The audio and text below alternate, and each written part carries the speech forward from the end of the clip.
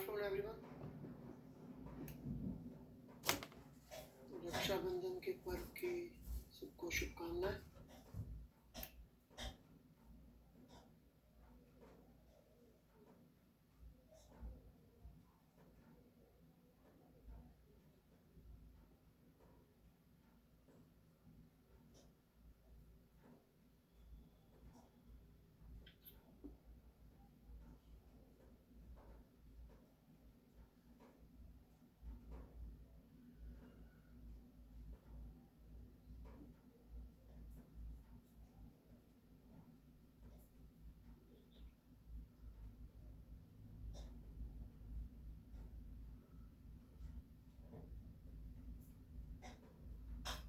मैं सॉल्यूशंस देख रहा हूँ आप लोगों ने जो पोस्ट किए हैं, ठीक है। जैसे तो आधा अधूरा सॉल्यूशन पोस्ट कर दिया है।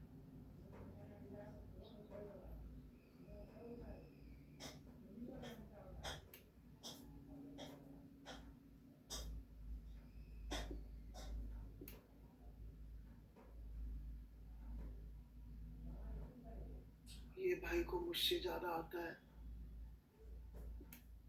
मैंने जो नहीं पढ़ा है वो फिजिक्स यूज कर रहा है। बनर्जी, क्यों भाई बनर्जी? ये क्या है? MA? हाँ, what is this mister Banerjee?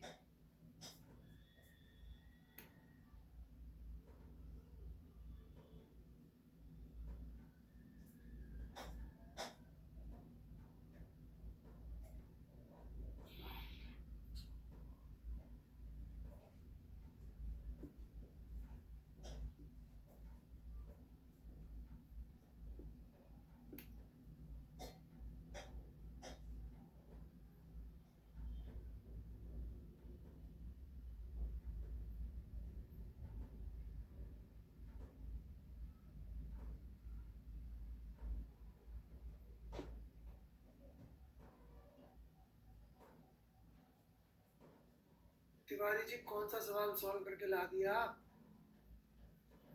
इसका इससे क्या रिलेशन है बेटे? ये तो मैंने कहा ही था करने को।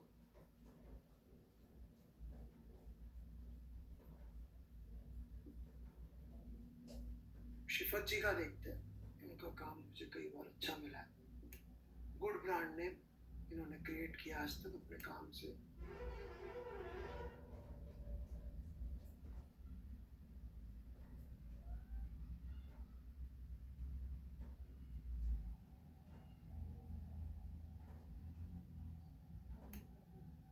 Okay, looks correct. और भी पहले एक दो थे, आंसर का नहीं है। चलिए, आंसर मैं नहीं देख रहा हूँ, मैं सबसे पहले अप्रोच देख रहा हूँ। चलिए मैं अपना सॉल्यूशन बताता हूँ, ठीक है। इतने बच्चों ने एफर्ट मार के सॉल्यूशन पोस्ट किया, ये भी बड़ी अच्छी बात है, राइट। तो मैं इतने बच्चों का नहीं देख पाऊंगा, वैसे भी थोड़ा टाइम का पंगा चल रहा है मेरे पास। ओके, सो मैं माफ़ी चाहता हूँ बाकी बच्चों से, है ना। एफर्ट आपने जरूर मारा होगा, बिल्कुल मना नहीं है।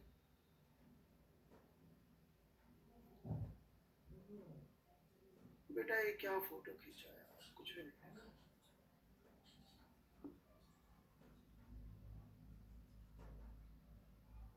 If wrong then please scold me, ये सब पता नहीं ये कहाँ से सीखते हैं सब चीजें आप लोग की।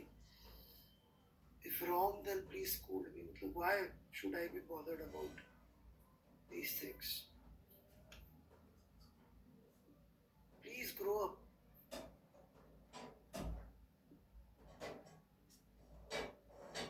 डर लगता है तो घर बैठो यार, है ना।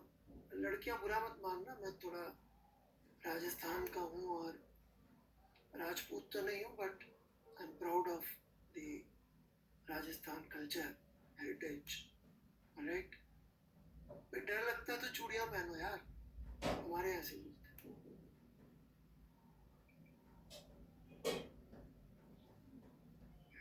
राइट। इनफैक्ट इंडिया के सबसे जो फेमस जनरल है, who is the most famous general of India? Anybody knows?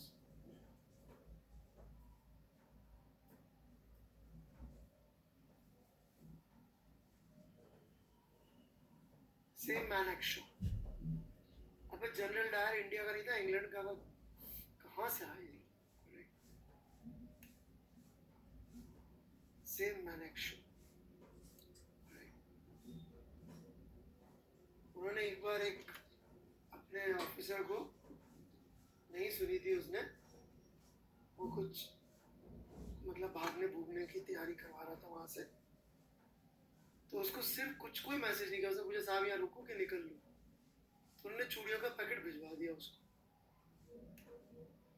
क्या आगे तू देख ले।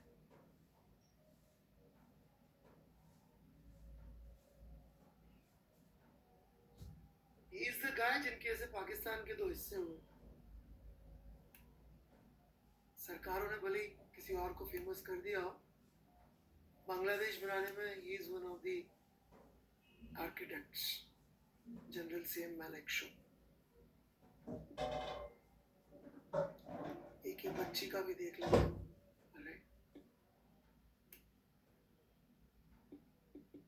पाकिस्तान के दो हिस्से, कौन सी हिस्ट्री पढ़ के आए? बच्ची कुछ नहीं पढ़ सकता। Ayan Yadav ji, okay, again good brand name, so देख लेता हूँ।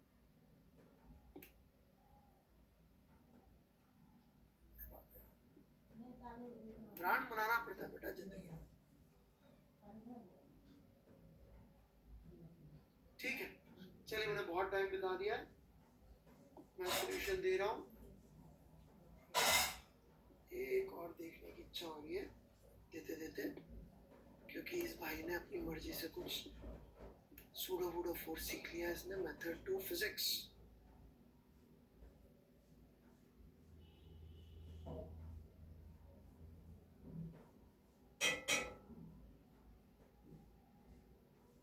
विभूति कुमार झा, ये क्या है? Please explain this.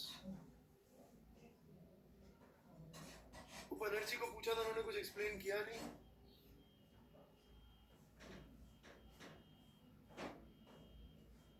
ये कैसे फोर्स लग सकता है बेटा इस तरफ? झा साहब, एनीथिंग मिस्टर झा?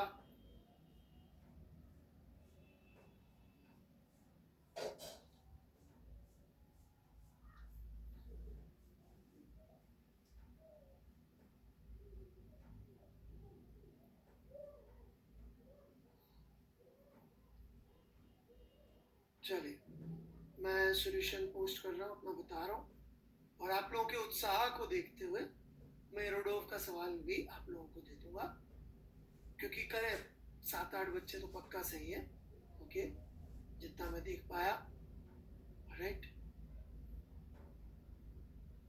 तो उत्साह भी बड़ी बात है, ओके। और एक नहीं, 2 सवाल दे दूंगा आपको रोडोव के, रिजिड बॉडी के, सॉरी न्यूटन्स लॉ के अच्छे 2 सवाल, ठीक है। वही 2 काम के सवाल है, अभी न्यूटन्स लॉ में दोनों में।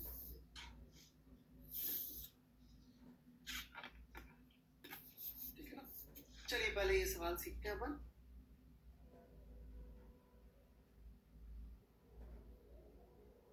अरे गोयल साहब, अब देखा होगा, छूट गया होगा, ऐसे दिल पे मत लो यार। ऑलराइट, बनर्जी आपसे पूछा था, आप तो भाग गए है भाई।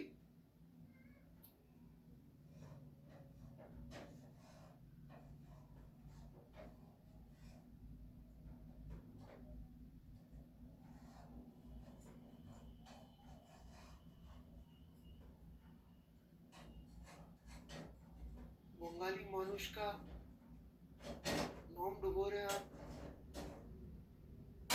है भाई बनर्जी।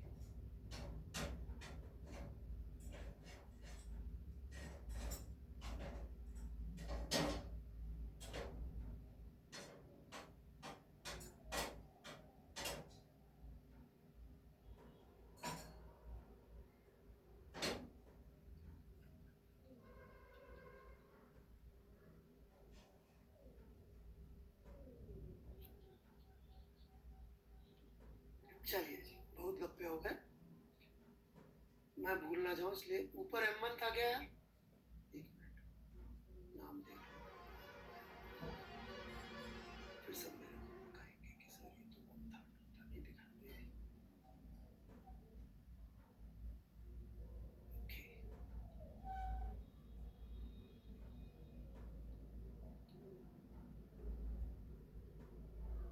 अरे ऊपर M1 ही था ना यार, दिख नहीं रहा इसमें।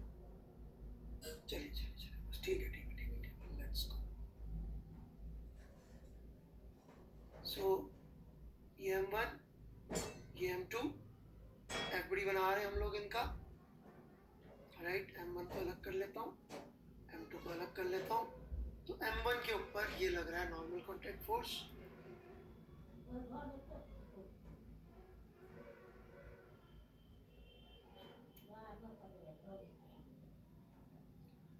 और भी इसके ऊपर वर्टिकल में फोर्सेस लगे होंगे, लेकिन अब तक आप लोग इतना सीख चुके हैं कि मुझे समझाने की जरूरत नहीं है कि वो कितने यूजफुल है, राइट।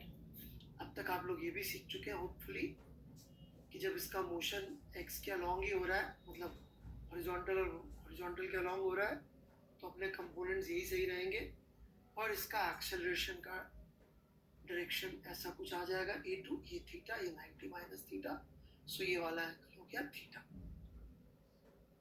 सो हम इजीली एक इक्वेशन लिख सकते हैं, n sin theta is equal to m2 a2। यहाँ तक मुझे नहीं लगता किसी को कोई भी डाउट होगा, बट फिर भी मैंने एक मिनट के लिए छोड़ दिया।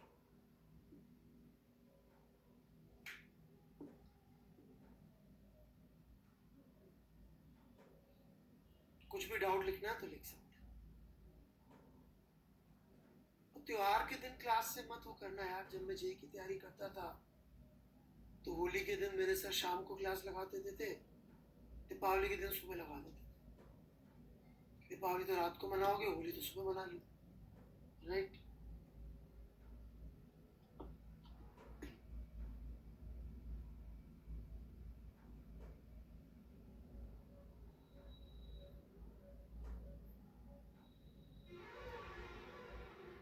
उनकी खुद की बर्थडे आती थी तो उस दिन टेस्ट रख देते थे, बहुत ही मतलब काम को लेके।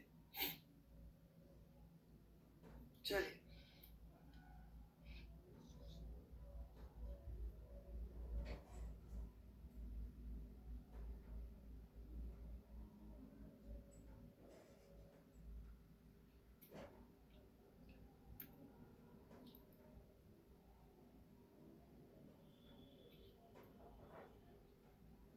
अब थोड़ा ध्यान दीजिएगा। एक ये M1 जी लग रहा है और एक ये लग रहा है नॉर्मल कॉन्टैक्ट फोर्स।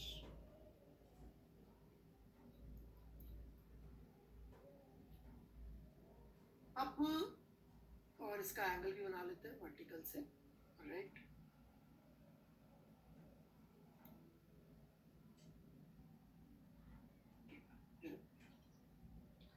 अब जो इसके एक्सेलरेशन पूछा, वो पूछा वेज के फ्रेम से, और वेज के फ्रेम से इसका एक्सेलरेशन के बारे में हम मैग्नीट्यूड तो नहीं बता सकते, और ये जरूर बता सकते हैं कि विद रिस्पेक्ट टू वेज इस ब्लॉक का एक्सेलरेशन की दिशा यही हो सकती है।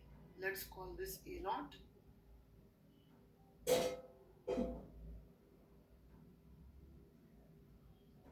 and this is going to be acceleration of 1 with respect to 2। क्योंकि आप खुद वेज पे बैठ जाएं और बैठ के यदि आप इसको देखें, राइट, तो आपको ये ऐसे जाता दिखाई।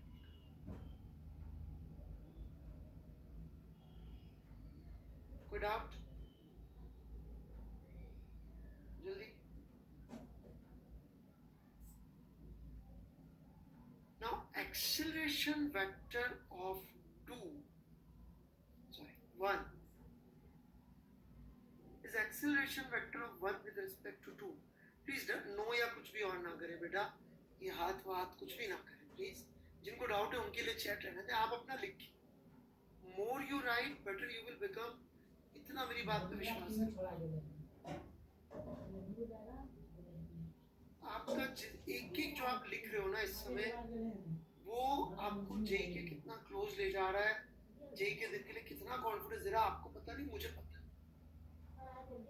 बस आप लिखने पे फोकस करो, बाकी सब छोड़ दो आप। जिंदगी कुछ मत सोचो मेरा होगा नहीं होगा, कौन सी रैंक आएगी, ये वो ये कुछ मत करो, आप लिखो। और चैट तो बिल्कुल डाउट पूछने के लिए किसी चीज की। So A1 is acceleration of 1 with respect to ground, वो 1 with respect to 2 plus A2 का वेक्टर सम होगा।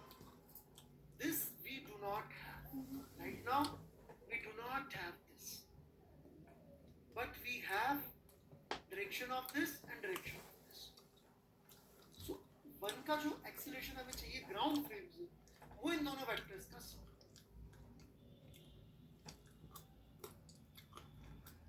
तो इन दोनों वेक्टर्स को यदि हम जोड़ें, राइट, तो हमारे पास एक्सेलरेशन का वेक्टर डायग्राम बन जाएगा, एज इन ये A0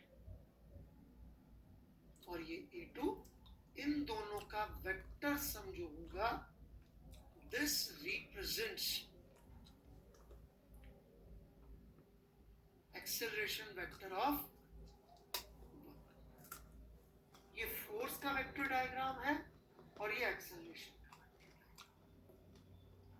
अब सिर्फ इतना सा करना है, अपनी मर्जी की एक्स वाई एक्सिस लेकर इक्वेशंस लिख देनी है न्यूटन्स लॉ की एक एक direction. All you have to write is sigma fx is equal to max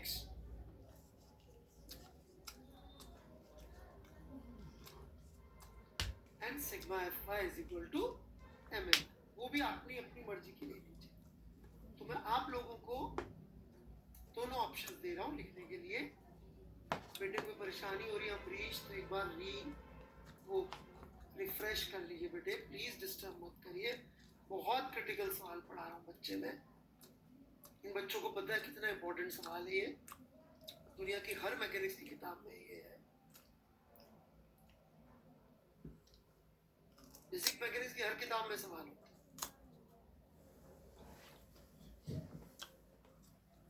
please disturb मत करिए।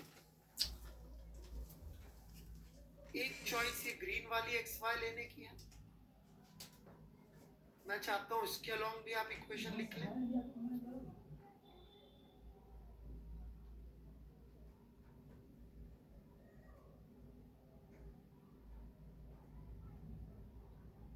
लिखे, मैं वेट कर रहा हूं। यहाँ पे भी टाइप कर सकते हैं, थीटा की जगह आप कुछ एट लिख दीजिएगा, एट का सिंबल यूज कर सकते हैं। और मैं इसी प्रॉब्लम में सिखाने के लिए आपको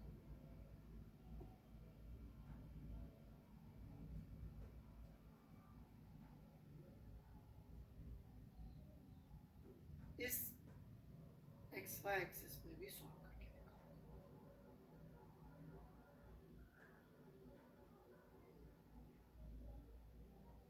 मतलब कि इसके अलावा भी लिख सकते हो बच्चों, और ये डैश वाली एक्सिस के अलावा भी लिख सकते हो, और ग्रीन वाली के अलावा भी लिख सकते हो। दोनों से कोई फर्क नहीं।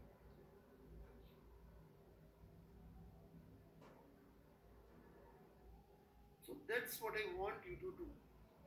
Alright? देखिए लोग क्या करेंगे, न्यूटन्स लॉ के 50 सवाल सॉल्व करेंगे। हम कम करेंगे लेकिन इतना अच्छी तरह समझ के करेंगे कि कुछ अचीव करें। डेप्थ ही काम आती है, नंबर ऑफ क्वेश्चंस काम नहीं आती।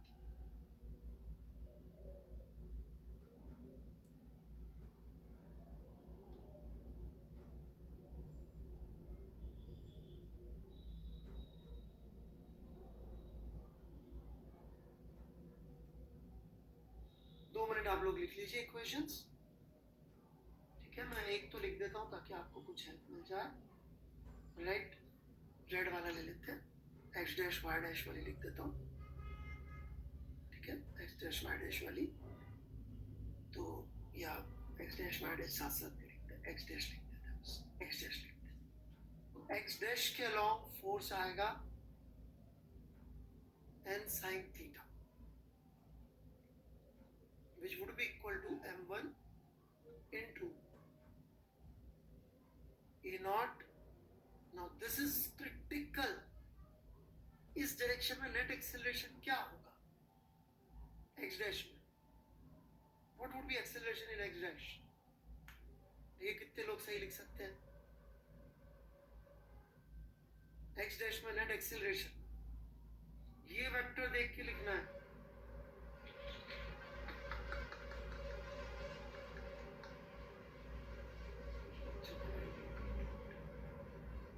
दिल की आवाज सुन रहे, बहुत सारे बच्चे दिल की आवाज सुन।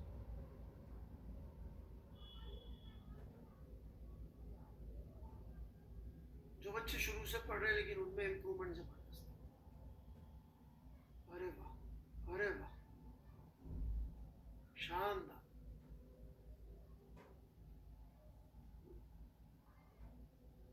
ए naught cos theta minus a two, जैसे फोर्सेस वेक्टोरली जोड़े वैसे एक्सेलरेशन वेक्टोरली जोड़ के लिखना, इतना सही था। वाई डैश कासिर साहब गलत है।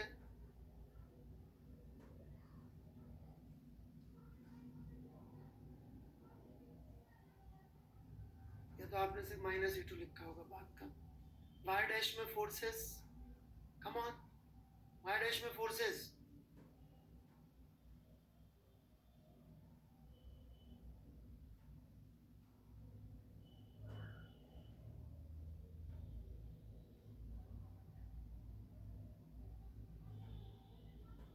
फोर्स बोला है मैंने बेटा।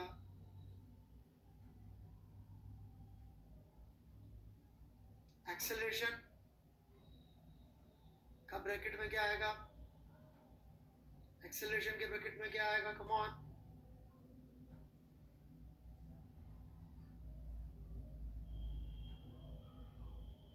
तेजस गोयल जी, बच्चे नींद में हो क्या? ये सफेद रंग से फिर बना देता हूं मैं।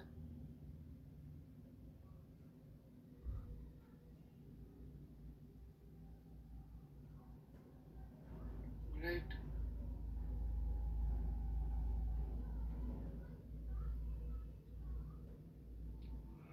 चलिए एक्स एक्सिस पकड़ते हैं। कौन से कलर से थी? ग्रीन, ग्रीन ही लेते हैं।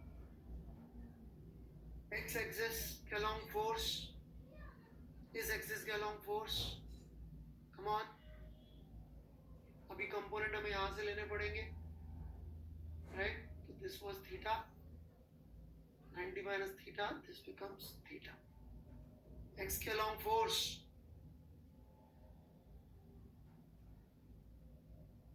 m1g sin theta is equal to acceleration along x. क्या acceleration along x आएगा?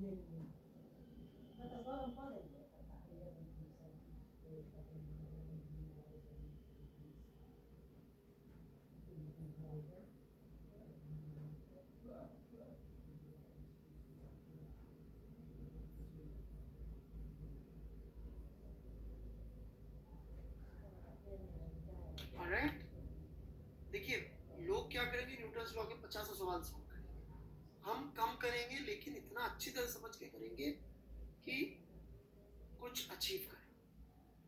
डेप्थ ही काम आती है जी, नंबर ऑफ क्वेश्चंस काम नहीं आते।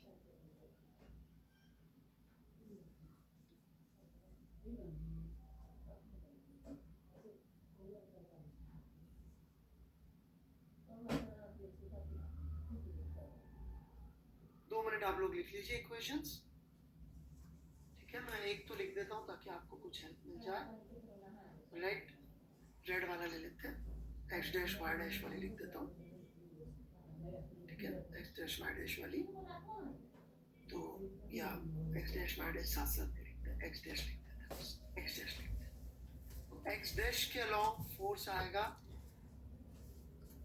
n sin theta, which would be equal to m1 into a naught. Now this is critical. इस direction में नेट एक्सेलरेशन क्या होगा x डैश में? What would be acceleration in x dash? ये कितने लोग सही लिख सकते हैं? x डैश में नेट एक्सेलरेशन, ये वेक्टर देख के लिखना है।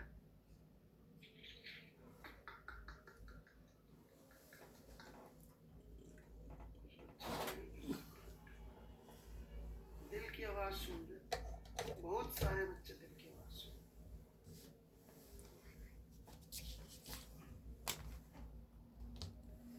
जो बच्चे शुरू से पढ़ रहे लेकिन उनमें इम्प्रूवमेंट जब, अरे वाह, अरे वाह, शानदार।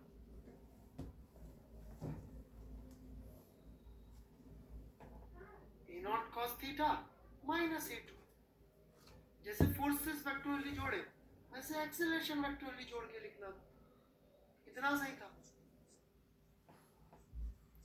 y डैश कासट साहब गलत है,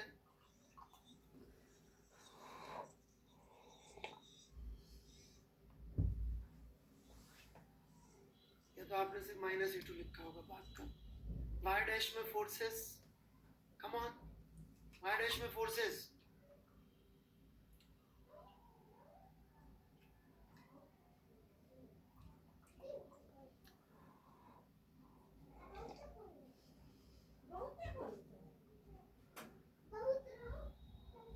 फोर्स बोला मैंने बेटा,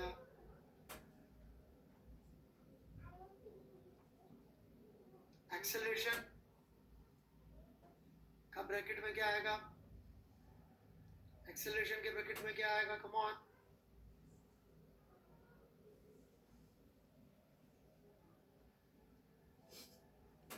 तेजस गोयल जी,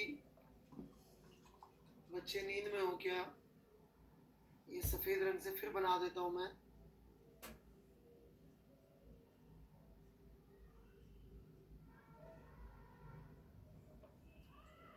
राइट,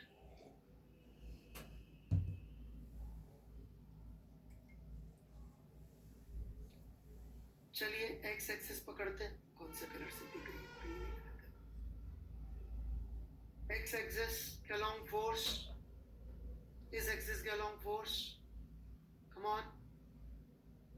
अभी कंपोनेंट हमें यहां से लेने पड़ेंगे, right, this was theta, 90 minus theta, this becomes theta.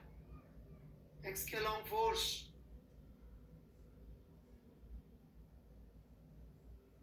m1g sin theta is equal to acceleration along x. क्या acceleration along x आएगा? Anybody? एक्सेलरेशन में जी साइन थीटा। प्रखर जैन शानदार काम कर रहे हैं आप।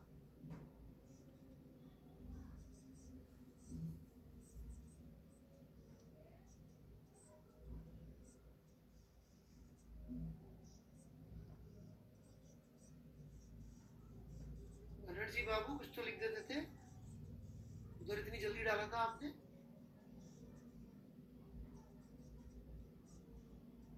बनर्जी का इंतजार कर रहा हूँ। बंगालियों से मुझे बड़ा विशेष प्रेम है।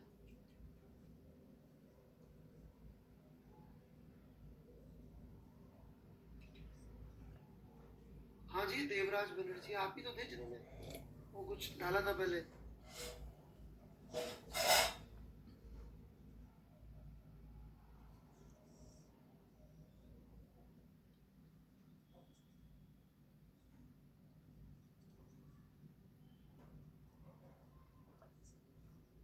चलिए बनर्जी ने तो नहीं डाला। वाई डायरेक्शन में फोर्सेस, चलिए सॉरी बोली छोड़िए, जल्दी लिखिए। वाई डायरेक्शन में forces, this is our positive Y, m1g cos theta minus n is equal to m1 bracket में क्या आएगा इधर,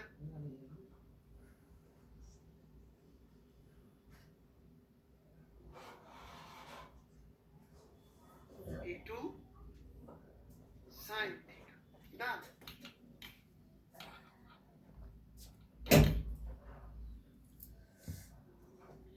अब आप चाहें तो इस इक्वेशन के साथ ये दोनों ले लें, चाहे ये दोनों ले लें, जैसे चाहे आप लेके सॉल्व कर दीजिए। तीन नोन है, ई नॉट, ई2 और एन, सॉल्व कर दीजिए।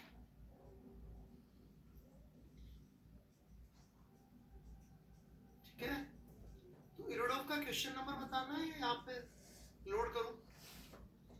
इरोडोव सबके पास होगी नहीं शायद,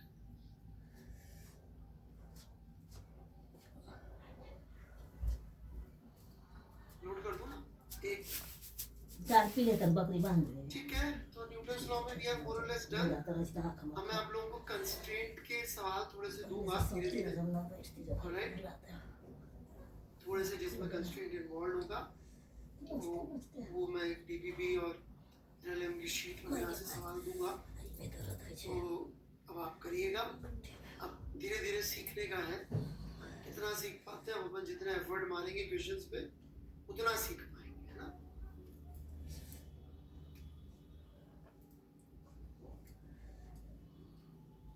तो मैं अभी 2 मिनट में यहाँ पे लोड कर दूंगा। अब हम नया चैप्टर फ्रिक्शन शुरू कर रहे हैं। इसका कतई मतलब ये नहीं है राइट कि हमने सब कुछ हो गया। अभी हम लोग थोड़ी थोड़ी प्रॉब्लम्स रोज डिस्कस करेंगे और सीखेंगे। ठीक है बच्चों, अभी मत समझिएगा खत्म हो गया न्यूटन्स लॉ का, तो भी कुछ पोर्शन हम डिस्कस करते रहेंगे, है ना?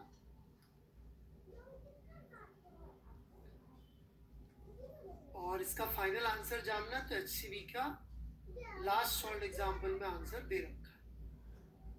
तो 1 महीना हो जाता है यार,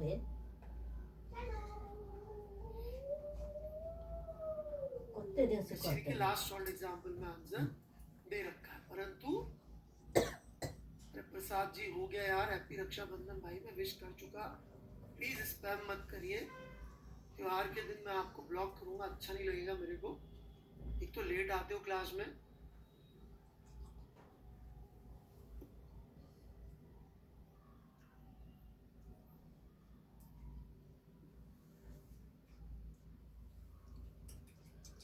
फिर स्पैम करते हो। हाँ उसने सूडो फोर्स से कर रखा है, बिल्कुल। मैं सूडो फोर्स आपको पढ़ाऊंगा कुछ दिनों के बाद, और सही नाम से पढ़ाऊंगा, ऑलराइट? सही नाम से पढ़ाऊंगा। 10वां वाली जात रहे हाँ जी, जोड़ेगा डी लैम्बर्ट्स थ्योरम, जिन्होंने मैकेनिक्स की वो फॉर्म बनाई है जो हम पढ़ते हैं, ऑलराइट? तो मैं राइट मार देता हूँ, जो जो क्वेश्चन आपको मैं चाहता हूँ डिस्कस करूंगा। 1.74 है, और ये थोड़ा सा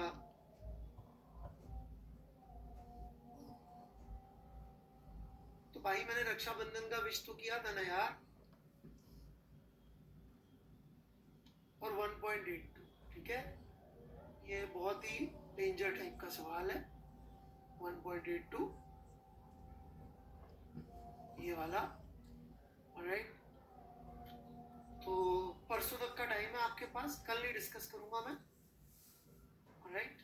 परसों डिस्कस करूंगा, तो आप लगे रहिए, बढ़े रहिए, ऑलराइट? आज रात सोने से पहले करिए, सुबह उठते ही करिए, फिर कल दिन में 2 बार करिए, फिर रात को सोने से पहले करिए, ऑलराइट? फिर परसों सुबह करिए। तो इस तरह से आप 24 घंटे पढ़ाई कर सकेंगे, राइट?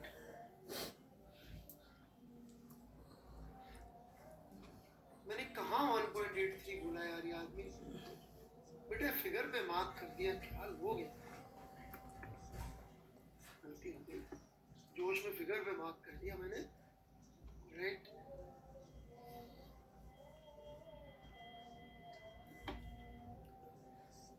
क्या हो गया दीक्षित साहब, क्या क्लियर नहीं हो रहा आपको जिंदगी में?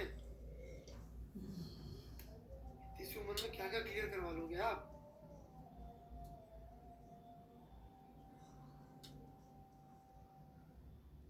भाई दिख तो रहा है यार हंस, भाई दिख रहा है ना क्लियरली?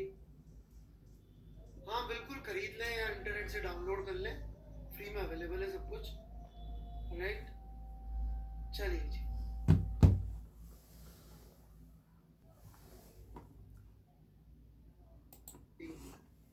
बेटा there is no new Irodov if in your book.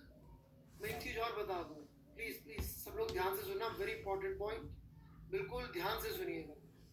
अपनी किताब चेक कर लो, यदि उसमें इस पेज नंबर पे ये दोस्त है फिगर नहीं है, ये वाले फिगर नहीं है, तो वो किताब में मिस्टेक्स हैं, वो किताब ये अरिहंत या किसी की होगी जिसमें पब्लिशर ने नई मिस्टेक्स इंट्रोड्यूस कर दी है। प्लीज वो सब किताबें यूज ना करें। All you have to do is just check page number and figure number and that's it. Arihant वाली फर्जी किताब, ओके? इस पेज नंबर पे यही क्वेश्चन, यही फिगर होना चाहिए, नहीं है तो इंटरनेट से डाउनलोड करो, ठीक है? नहीं तो मैं तो पोस्ट कर ही रहा हूँ, अब आप देख लीजिए, ठीक है? कोटा में तो मैंने बंद करवा दिया रियत की बार, राइट? पेज नंबर और फिगर नंबर चेक कर लीजिएगा तो किताब असली, नहीं तो इंटरनेट से डाउनलोड कर लीजिए, ठीक है? मुझे नहीं पता पब्लिकेशन, आई कैन नॉट, यहाँ पे बैठ के मैं ऐसे एडवर्टाइजिंग नहीं कर सकता किस पब्लिशर की खरीद लो, ये पेज नंबर पे ये फिगर नंबर है, देख लो। चलो, फ्रिक्शन नया चैप्टर, अभी बड़े हो जाओ दिमाग से।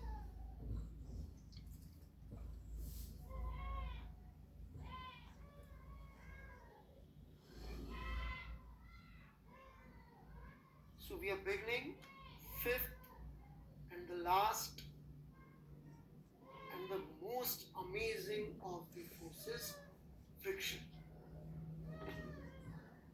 सबसे ज्यादा मजेदार ये साहब, जितने टेढ़े सवाल इसमें बनते हैं कहीं नहीं बन सकते, ऑलराइट?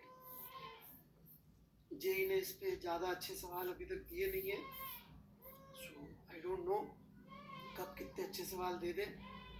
एक बार देने की कोशिश करी थी अच्छा सवाल 1997 में, तो उनसे गलत हो गया था सवाल बनाते हुए, उसके बाद बहुत ज़्यादा कलाकारी करी हुई है इन्होंने इसमें, alright? So I don't know क्या होता है नेक्स्ट। और इतना बता दूं, रिजिड बॉडी में जब फ्रिक्शन एंटर होता है तो तो पूरा नया चैप्टर, मतलब that becomes the second part of rigid body when friction enters the story. Okay? तो बहुत सारी बातें फ्रिक्शन के बारे में सीखने को, जैसे कि जनरल टर्म्स में बात करें फिजिक्स के पहले, तो हम जब चल रहे होते हैं, राइट, तो हमको एक ही हॉरिजॉन्टल फोर्स अवेलेबल है एक्सटर्नल, कौन सा?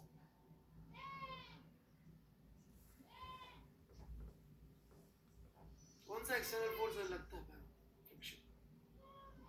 यही चलाता है, यही रोकता है। दौड़ने के लिए भी यही चाहिए, रोकने के लिए भी यही चाहिए। कार में यदि हम लोग एयर रेजिस्टेंस को इग्नोर कर लें तो कार पे इकलौता फोर्स कौन सा अवेलेबल है हॉरिजॉन्टल? फ्रिक्शन। इनफैक्ट कार के लिए तो मोशन का ब्रह्मा और शिव है। What does Brahma does and what does Shiv does? Brahma ji का क्या काम है? अबे विष्णु का काम है, अबे क्रिएशन, राइट, क्रिएटर। शिव का डिस्ट्रॉयर, राइट। मोशन का ब्रह्मा और शिव कौन है? फ्रिक्शन। किसी को जानना है विष्णु कौन है?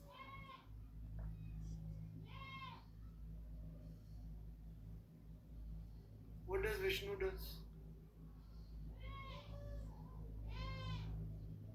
Maintains inertia.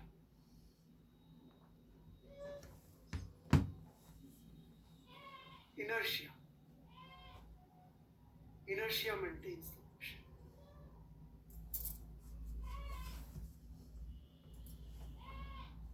Alright?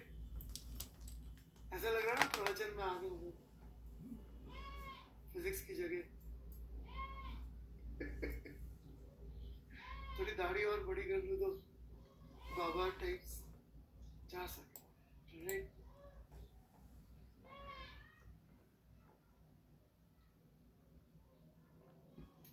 उस बिजनेस में यार ज्यादा पैसा है।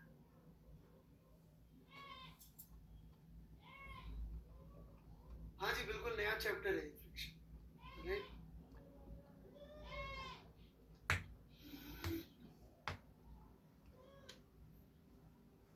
मेरा आईटी का दोस्त है, सेम काम प्रवचन में। कमिंग बैक, तो आप देखेंगे कि फ्रिक्शन इज द वन, उसके बारे में आगे बताऊंगा तो आप बेहोश हो जाएंगे, राइट?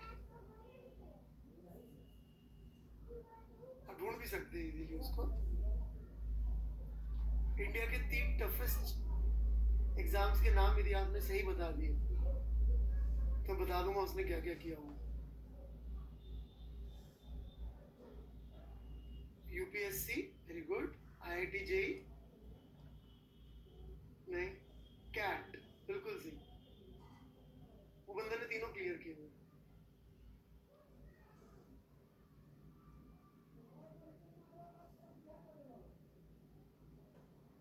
तीनों क्लियर किए और वो भी टॉप लेवल पे। यूपीएससी में ही गॉट आईएएस कैडर,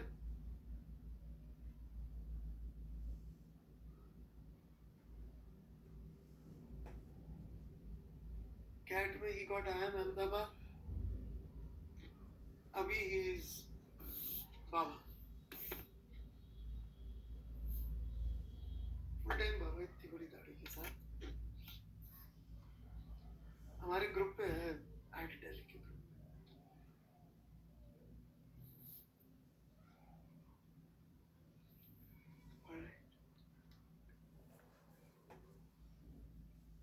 नहीं, नाम वाम नहीं बताता, पागल हो गया, नाम कभी नहीं बताता। चलिए, तो ये फ्रिक्शन जो है ये मोशन का क्रिएटर है हमारे बहुत सारे केसेस में, और बहुत सारे केसेस में आप देखेंगे डिस्ट्रॉयर है। तो कुछ तो गड़बड़ होगी, कुछ तो ऐसा होगा कि कभी हम आगे लगा देते हैं, कभी हम पीछे लगा देते हैं। इनफैक्ट कारों में यदि आपने कभी टेक्नोलॉजी में इंटरेस्ट हो कारों में, तो anti lock braking system, traction control system, electronic brake force distribution और पता नहीं बतेरी चीज़ें आती हैं। यस, ABS, TCS, EBD और भी बहुत सारी चीज़ें आती हैं। ऑलराइट, या ऑडी का क्वात्रो, ये सारी चीजें सिर्फ एक चीज के लिए, क्या कि फ्रिक्शन जितना जरूरत हो, जिस डायरेक्शन में जरूरत हो उतना लग जाए, या जस्ट टू मैनेज फ्रिक्शन। जैसे एंटी-लॉक ब्रेकिंग सिस्टम के लिए there is a micro processor जो कंट्रोल करता है, basically there is a small computer which is controlling the rotation of wheel, and same goes for traction control system, and there is a much difficult microprocessor controlling quattro body. All right, they are all about only one thing कि friction control कैसे car की, और उतना जितना जिस tyre पे जरूरत है उतना कैसे लगे। राइट, बाउंसर काहे का बाउंसर, नाम से काहे घबराना यार जिंदगी में। करण बंसल जी, अभी अपन कौन सी कार खरीदने जा रहे हैं, सिर्फ बता रहा हूँ मैं, डर क्यों है। छोरा का मुझे जमीन इतना सा बता दो, शब्दों के अर्थ जानो आपको, कि कोई आके बोले आपको कि कार के अंदर ना ये ऐसा कुछ सिस्टम लगा है जिससे कि आपकी ग्रिप अच्छी रहेगी, अच्छा रहेगा, अच्छी मुड़ेगी, जल्दी रुकेगी, ये सब बोले, अच्छा इसका मतलब फ्रिक्शन कंट्रोल करने का कुछ और भी एक्स्ट्रा जुगाड़ किया है।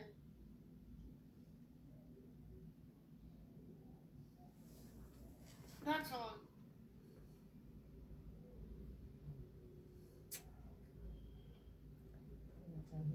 और ज्यादा कुछ कॉम्प्लिकेटेड जुगाड़ किया है फ्रिक्शन को कंट्रोल करने का।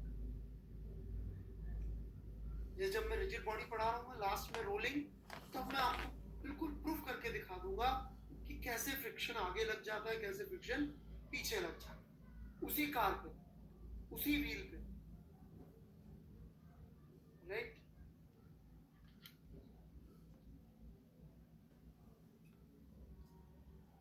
हाँ बेटा, पैसे लेती है।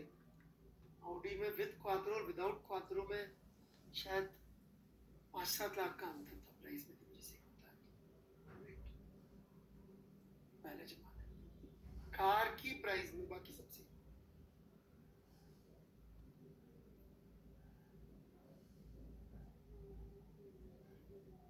ये मैं मेरे दोस्त का बता रहा हूँ, मेरे दोस्त ने तीनों काम करके इतनी बड़ी दाढ़ी रख के अभी बढ़िया प्रवचन देते हैं कि इससे ज्यादा बात नहीं करो। चले, अब इस फ्रिक्शन का फंडामेंटल कहाँ से आता है, क्यों आता है, कैसे आता है, बहुत सारी बातें हमारे पास करने को है जो हम धीमे धीमे सब करेंगे, ठीक है। लेकिन सबसे पहले, ऑलराइट, कहाँ से आता है, कॉज क्या है इसका, कॉज इज इलेक्ट्रोमैग्नेटिक फोर्सेस।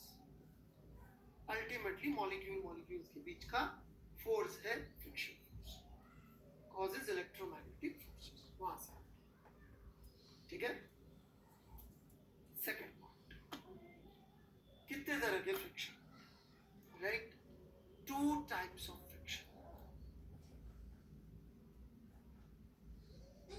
और देखिएगा ना, हैं लगे हिला, देखिएगा इसे झपा देगा, तब झपदा ही ना तो फिर भाग जाता है, नहीं कार्य देगा।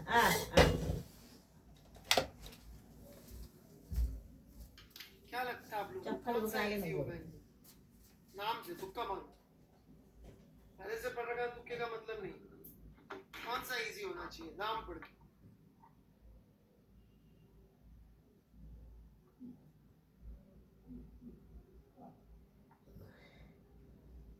Okay,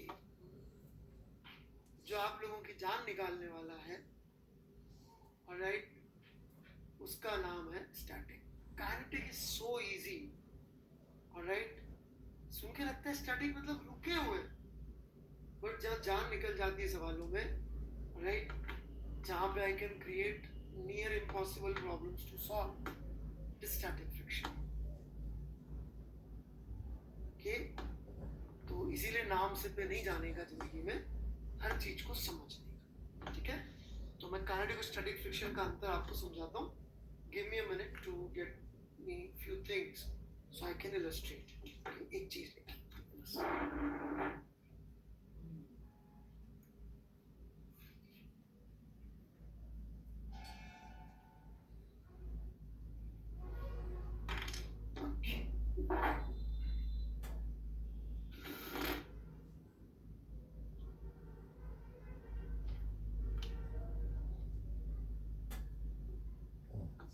I am new physics teacher best. Saumya Jain, आप फिजिक्स पढ़ाते हैं सबसे अच्छी दुनिया में. अरे वाह यार. Can you please provide your courses number so I can join. I love the subject, I want to learn. Soumya Jain.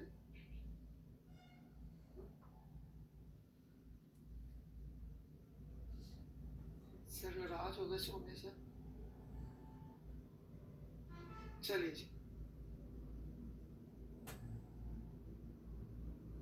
शीथी. चलिए जी, ध्यान से देखिएगा. Can you see my iPad? Then my mobile. Then my not my son's eraser. No, this is not chalk. Actually, it's an eraser. ठीक है? अब मेरे mobile और मेरे iPad के बीच में कौन सा फ्रिक्शन लग रहा है? काइनेटिक. और इरेजर और मोबाइल के बीच में कौन सा लग रहा है? स्टैटिक. तो पहले तो ये क्लियर कर लें कि स्टैटिक का मतलब रुका हुआ. Then my mobile, then my not my son's eraser. No, this is not chalk. Actually, it's an eraser. ठीक है? अब मेरे मोबाइल और मेरे iPad के बीच में कौन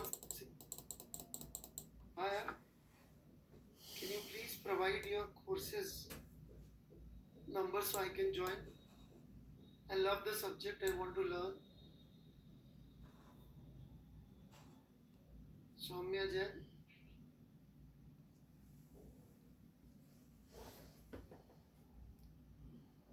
सर नाराज हो गए सौम्य सर. चलिए जी. शीथी. चलिए जी, ध्यान से देखिएगा. Can you see my iPad? Then my mobile. Then my not my son's eraser. No, this is not chalk. Actually, it's an eraser. ठीक है? अब मेरे मोबाइल और मेरे iPad के बीच में कौन सा फ्रिक्शन लग रहा है? काइनेटिक. और इरेजर और मोबाइल के बीच में कौन सा लग रहा है? स्टैटिक. तो पहले तो ये क्लियर कर ले कि स्टैटिक का मतलब रुका हुआ होना नहीं होता. क्या होता है? Let's try to understand. Right? Kinetic friction कब लगता है? राइट? फ्रिक्शन कब लगता है मैं ये भी बताऊंगा. राइट? काइनेटिक फ्रिक्शन कब लगता है पहले ये बता रहा हूँ, फिर फ्रिक्शन पे वापस आ जाऊंगा. When in सीधी इंग्लिश में बोलूं, when there is relative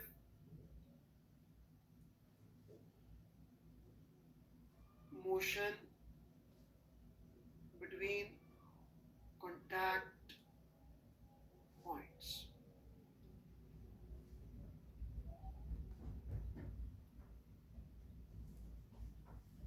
Contact points की relative velocity non-zero.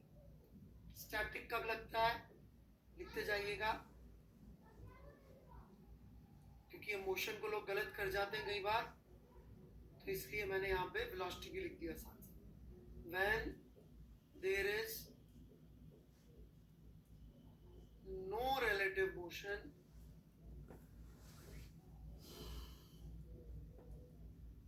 between contact points.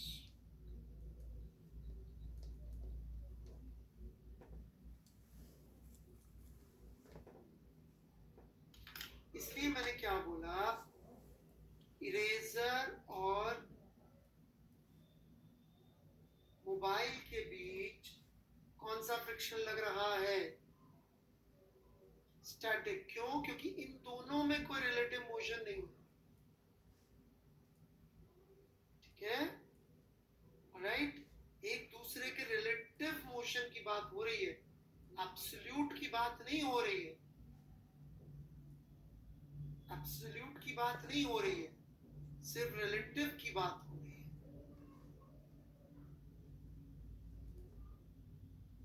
ठीक है, मैं एक और एग्जांपल लेता हूं इस बात का। जैसे एक बंदा यदि सड़क पे भाग रहा है, अपनी स्पीड बढ़ा रहा है भागते हुए, राइट, टुवर्ड्स नॉर्थ भाग रहा है एक बंदा अपनी स्पीड बढ़ाते हुए, right.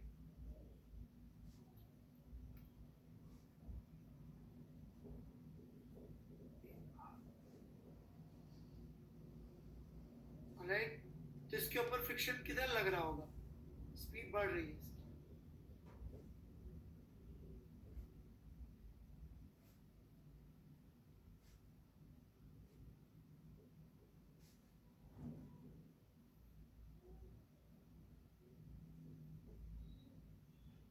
Okay, correct answer would surprise you. Friction बेटा नॉर्थ में ही लग रहा हो। ध्यान से सुनिए, 2 parts to the answer. Pay attention, chatting बंद करिए। Alright, there are 2 parts to the answer. First part to the answer, जब आप भाग रहे हैं या चलते हैं तो मम्मी ने यदि तमीज से चलना सिखाया है आपको, तो मम्मी ने ऐसा जरूर डांटा होगा बचपन में, बेटा पैर घसीट घसीट के मत चलो, तमीज से पैर उठा उठा के चलो। बोला है कि नहीं बोला? बोला है। चप्पल घिस घिस के नहीं चलते, तमीज से पैर उठा के चलते। तो जब आप चलते हैं तो आपके और जमीन के बीच में कौन सा फ्रिक्शन लगता है?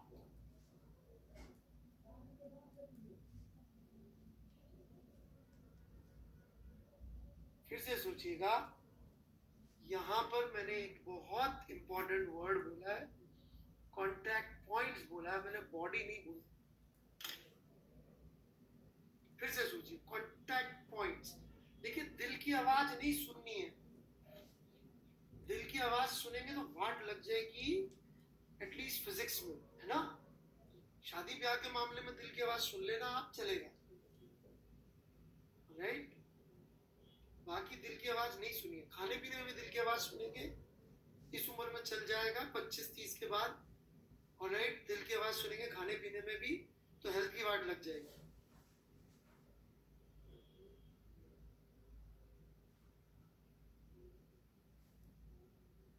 फिजिक्स में तो बिल्कुल दिल की आवाज नहीं, फिजिक्स इज जस्ट लॉजिक।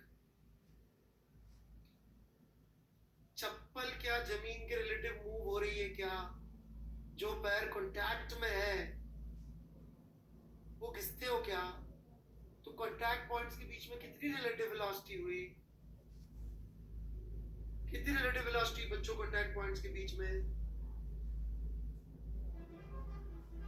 0 हुई ना पक्का? तो किधर गिरा? काइनेटिक साइड गिरा, स्टैटिक साइड गिरा?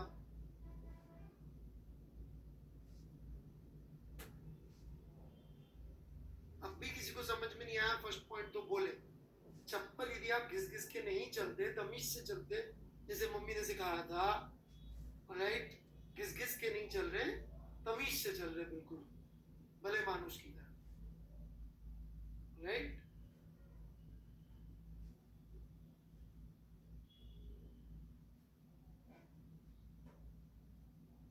मैं बोल रहा हूँ कि कैसे चलना है, तुम अपना पढ़ा रहे हो यार नीला।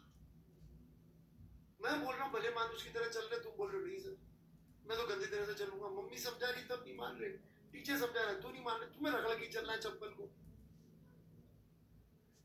कैसे शादी ब्याह होगा तुम्हारा? मतलब just joking.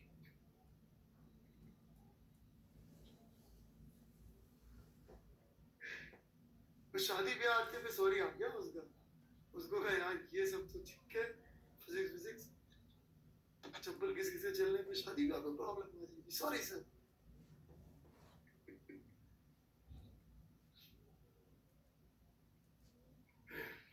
Alright. When you're moving, आपका पैर थोड़ी स्लिप होता है, देखिए ना क्या मूवमेंट, पैर का मोशन कैसा है, लाइक दिस। ये पैर चलता है और ये पैर नहीं चलता है।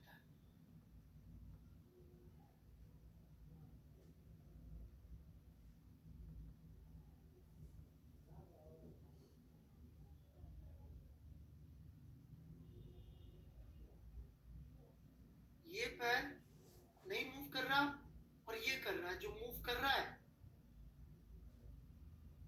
उसका तो कांटेक्ट ही नहीं होता जमीन से,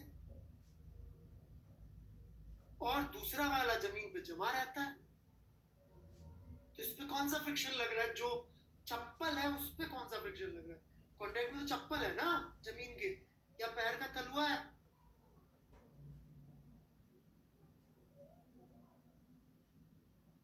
Got it?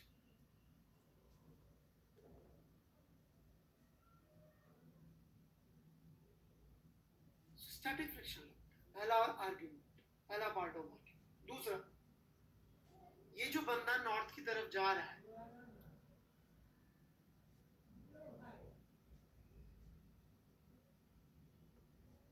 अरे यार शिवम सब पैर जमा के ही चलते रहे मेरे भाई, नियत से पूछ लो।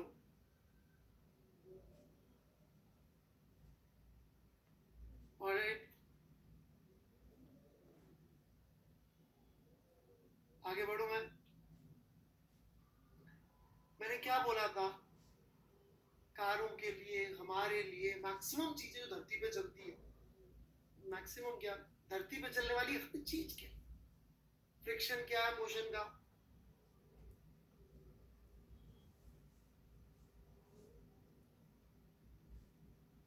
ब्रह्मा और शिव है, राइट? ब्रह्मा भी है, शिव भी है।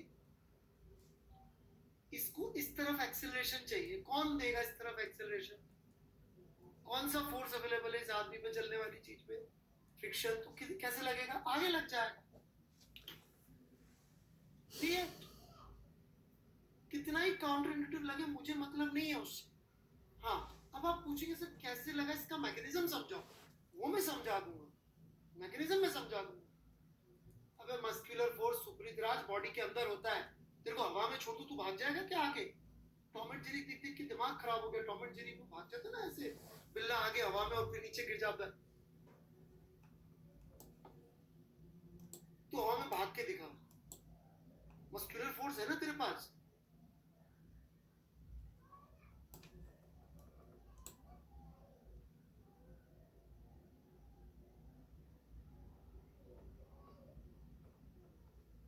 छोटा भीम देखो मैंने देखा नहीं है, टॉम एंड जेरी मैंने बहुत बार देखा है, राइट?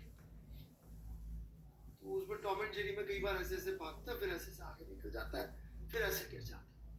कॉन्सेप्चुअली बिल्कुल सही करता है टॉम एंड जेरी भी, लेकिन आप ध्यान दो उस पे, एक्स अलग वाई अलग। जो मैंने सिखाया projectile motion, Tom and Jerry भी वही यूज करते हैं।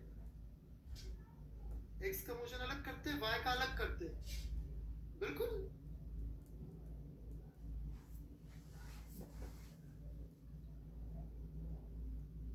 बढ़ू मैं आगे।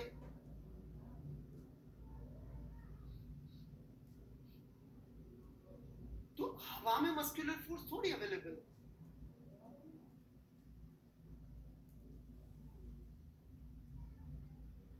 ये दोनों टॉम एंड जेरी कौन है सर?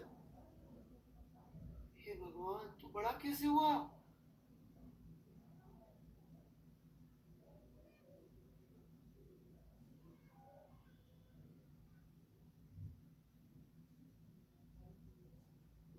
जाता हूँ जिनको टॉम एंड जेरी भी नहीं पता। मैं बढ़ता हूँ आगे। चलिए जी, नेक्स्ट पॉइंट फिर भी अपन डिस्कस करना चाहे फोर्स आगे कैसे आया। यदि आप पैर का मोशन का वो देखेंगे तो अपन जमीन को पुश करते पीछे। जमीन को लगता है कि आप पीछे जाना चाह रहे हैं, अपन जमीन को बेवकूफ बना रहे हैं। बेसिकली जमीन को पुश करते हैं पीछे की तरफ। आप मोशन देखिए पैर का, तो जमीन को लगता है पीछे जाना चाह रहे हैं, तो जमीन जो है न्यूट्रल स्टार्ट लो पैर फ्रिक्शन का लगा देती है आगे, और आपको जाना आगे। In fact this is what we do. जैसे कि मान लीजिए मुझे खड़ा होना है इस समय, तो मैं क्या करूंगा, इस टेबल को पुश कर रहा हूँ नीचे। मुझे जाना किधर है, ऊपर, और मैंने टेबल को पुश किधर किया, नीचे। तो टेबल को लगा मैं नीचे फोर्स लगा रहा हूँ, तो टेबल मेरे ऊपर थर्ड लो ऊपर लगा देती है, और मुझे ऊपर ही चाहिए था force. So we are always using third law like that. ठीक है, तो मुझे आज फ्रिक्शन की बेसिक इंट्रो दे दूं मैं आपको, राइट, कि आपको शुरू में ही समझ में आ जाए कि आप दिल की आवाज तो बिल्कुल नहीं सुननी है। हाँ भी अभिजीत, क्यों चेहरे बना रहे हो? भगवान परशुराम के श्राप से डरो और जल्दी से डाउट पूछो अभिजीत।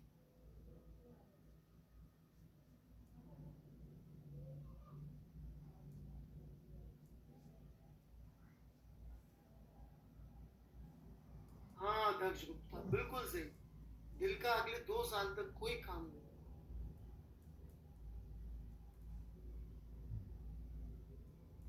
आगे बढ़े।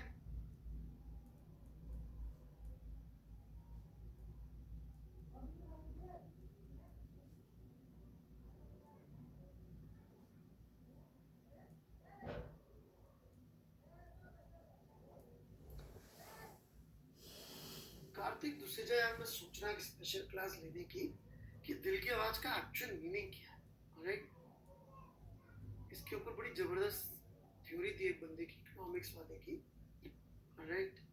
इकोनॉमिक्स में काम किया था उसने, न्यूरो में काम किया था, पता नहीं, कोई प्राइस तो मिला ये पता है। चलिए आगे बढ़ते हैं।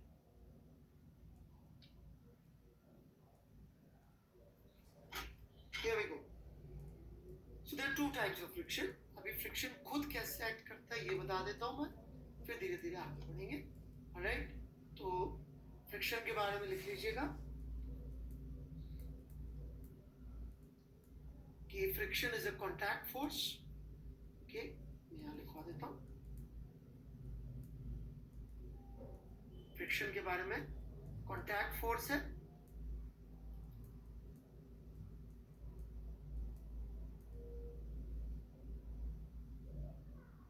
मतलब विदाउट कॉन्टैक्ट नहीं लगेगा। तो आप खुद लिख लीजिए कि will act only when two surfaces are in contact. तो सर्फेसेस कॉन्टैक्ट में होंगी तभी लगेगा, पहला पॉइंट। दूसरा पॉइंट, पैरेलल टू सरफेस।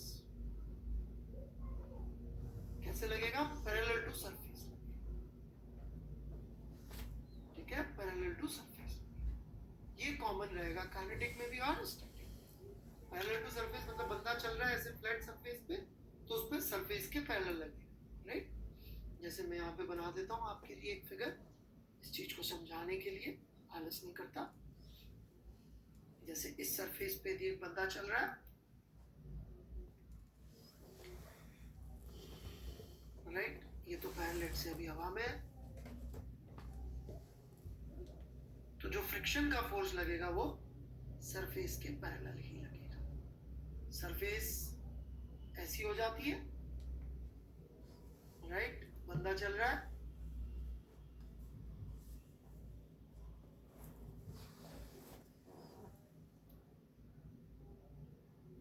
तो वो पैरेलल ही लगेगा सरफेस की, लाइक दिस,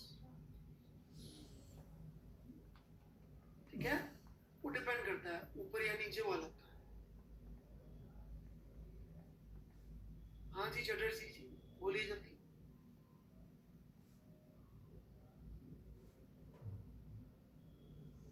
स्टेप पे बेटा पैर मुड़ता है, अभी हमको एक एक खींच नहीं लेंगे हम, राइट। हाँ, टेबल ने नॉर्मल फोर्स लगा दिया, अप या डाउन वो डिसीजन अभी नहीं हो पाएगा। शायद चटर्जी ने अभी तक कोई डाउट नहीं पूछा, मैं बंद कर रहा हूँ। Sir, by third law we can measure friction by applying different forces on Yes, that's what they are doing in car. They are manipulating friction as on need basis. जरूरत के हिसाब से मैनिपुलेट करते रहते हैं, जिधर फ्रिक्शन चाहिए उधर लगवा देते हैं। उसी को anti lock braking system, traction control system और पता नहीं क्या क्या। चलिए हम आगे बढ़ेंगे। Next heading kinetic friction.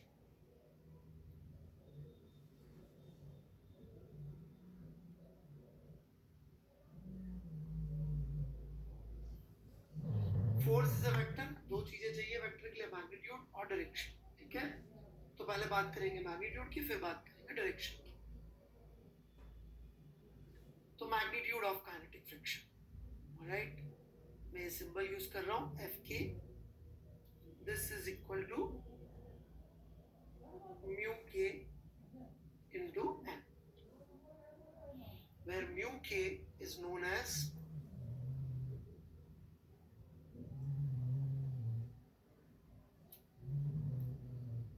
coefficient of kinetic friction, यही नाम है इसका,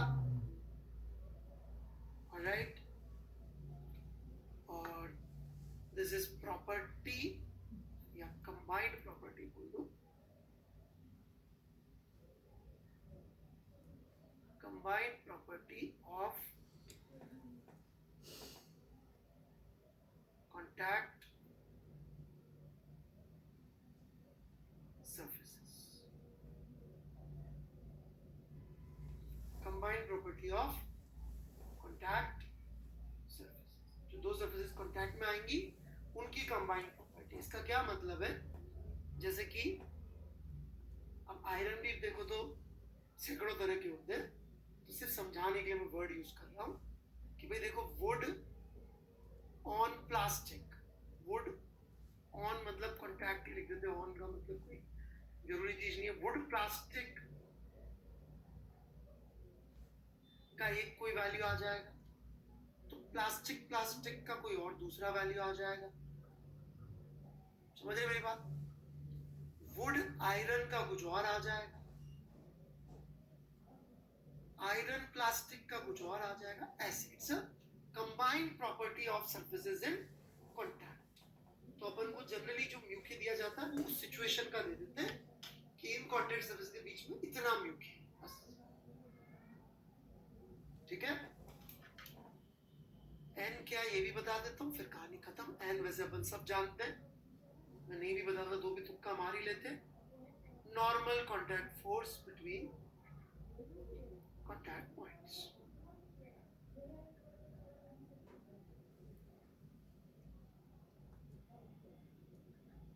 Between contact points. That's it.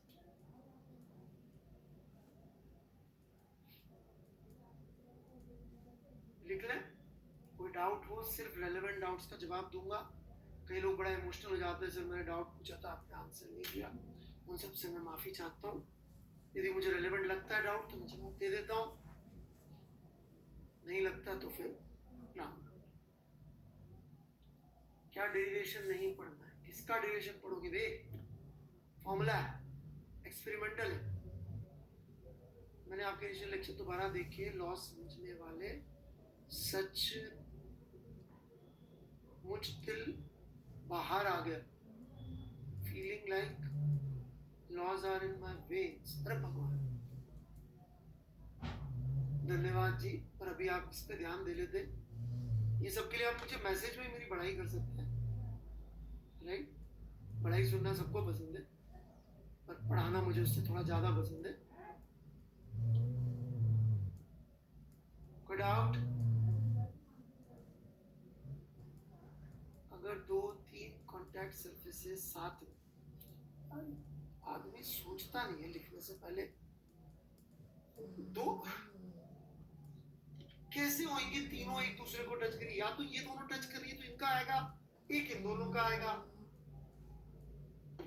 वो तो गणित लगाते हैं, सर आपने 2 के लिए पढ़ा तो 3 का ही बैठेगा, और 3 का पढ़ा तो 4 के लिए बढ़ेगा। सर एन का फॉर्मूला होता है,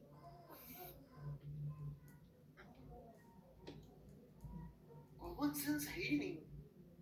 सर मैं पूछ रहा कि फ्रिक्शनलेस करने पे क्या यूनिफॉर्म मोशन करती बॉडी बट क्यों फ्रिक्शनलेस? मेरे सवाल समझ में नहीं आया। Yes, why not? In fact caste साहब, यदि आप एच सी वर्मा की थ्योरी पढ़ेंगे तो इस कंफ्यूजन से दूर होने के लिए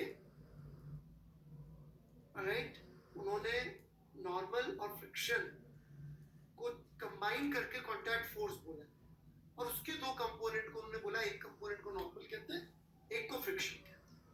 ये वर्मा जी की थ्योरी है, हम यूज नहीं करते क्योंकि वो कंफ्यूजन ज्यादा क्रिएट होता है, तो हम ये यूज नहीं करते। ठीक है कासट साहब?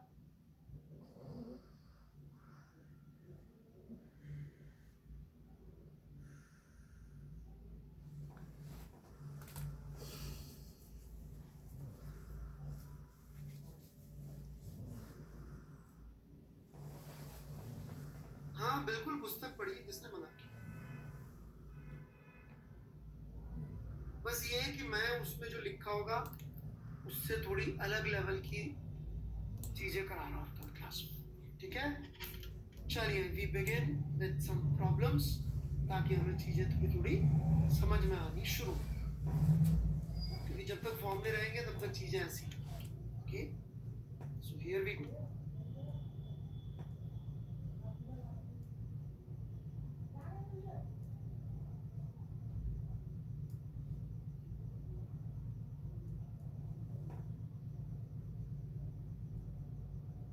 हमारा सेकंड फेवरेट एंगल,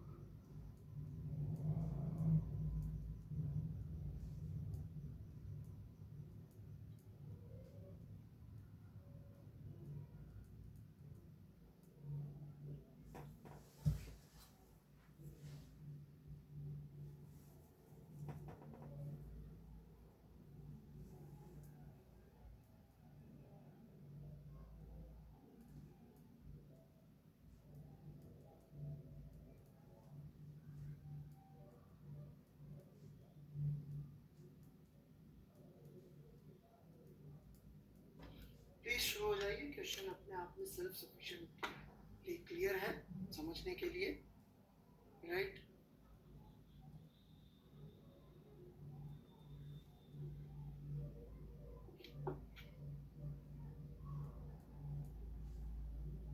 क्योंकि इससे डिफरेंट भाषा नहीं आएगी, किसी एग्जाम में भी आएगी तो धीरे धीरे मैं चाहता हूँ आप लोगों को आत्मनिर्भर बनाना, राइट? हमारे देश के प्रधानमंत्री जी भी ऐसा कुछ करना चाह रहे हैं देश के साथ। मैं 21-22 साल से अपने स्टूडेंट्स के साथ सेम काम की कोशिश कर रहा हूँ।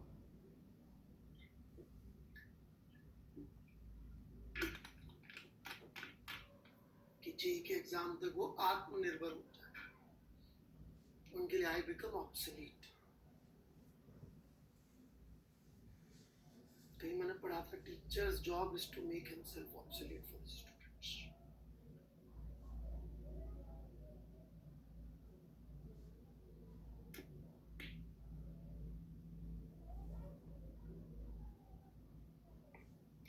काइनेटिक फ्रिक्शन किधर लगेगा? मैंने मैग्नीट्यूड की बात करी थी, डायरेक्शन की बात नहीं करी थी। मैंने आप लोगों के विवेक पे छोड़ दिया था, पर यदि नहीं समझ में आया तो बता देता हूँ। काइनेटिक फ्रिक्शन की डायरेक्शन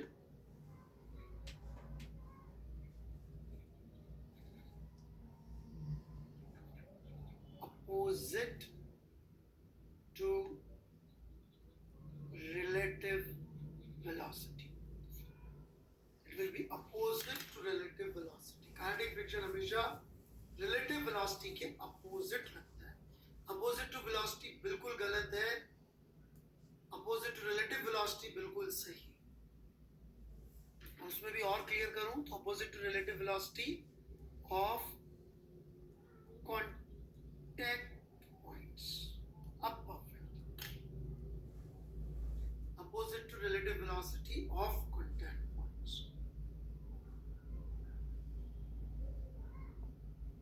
आयन यादव जी कुछ गड़बड़ कर दिया आपने। अच्छा नहीं, ठीक है, ठीक है, ठीक है।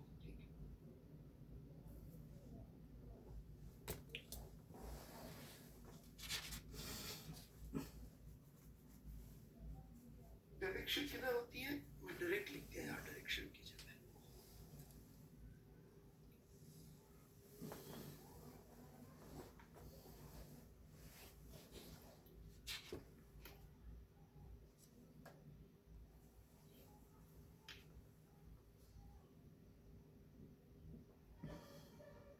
Okay, then here we go.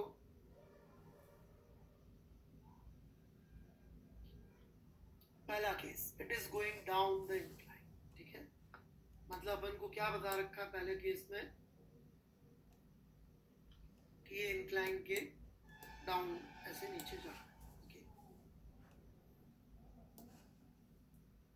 मतलब इसकी वेलोसिटी इस तरह ब्लॉक की गोइंग डाउन द इंक्लाइन। तो खुद कहीं जा नहीं रहा, रेस्ट पे है, फिक्स्ड होता है इंक्लाइन।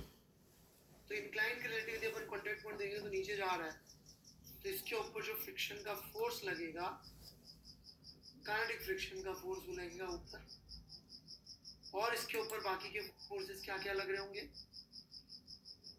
और इसके ऊपर बाकी का फोर्स एक लग रहा होगा mg और एक लग रहा होगा normal. Axis obviously along the incline वाली बेहतर रहेगी सवाल सॉल्व करने के लिए। 53, 37, 53। तो हमारी इक्वेशन क्या बन जाएगी?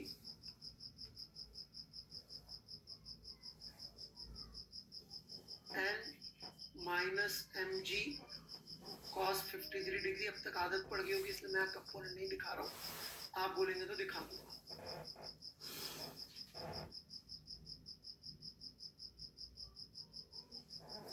चलिए दिखा दो।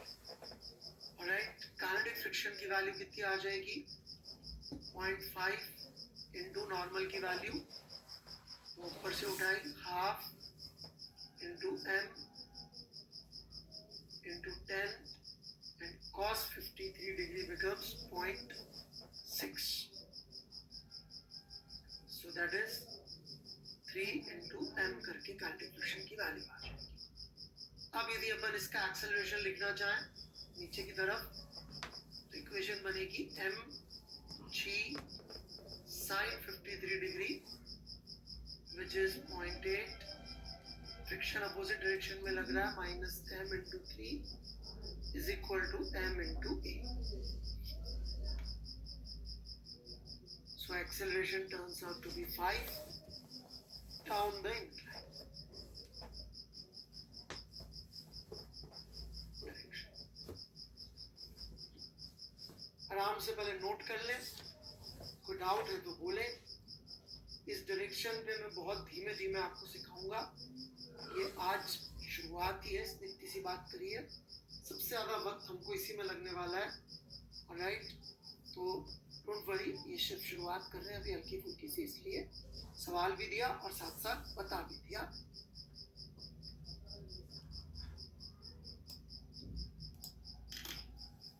कोई डाउट है तो लिखिएगा, नहीं तो कुछ मत लिखिएगा। मेरी बड़ा पढ़ाई या बुराई या नमस्ते।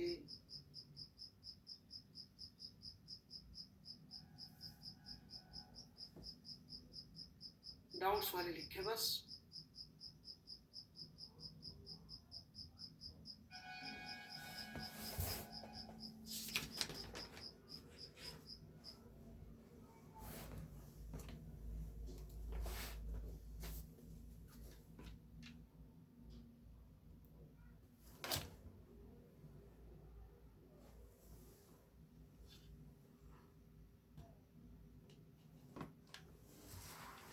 साइन 37 डिग्री 0.6 कुछ बच्चे नए ज्वाइन किए हैं जिनको कंपोनेंट लेना वगैरह नहीं आता है, बेटा न्यूटन्स लॉ में कंपोनेंट की जरूरत पड़ती है बच्चों, उतना तो आपको सीख के आना पड़ेगा। ऑलराइट, चलिए जी मैं आगे second part of the question.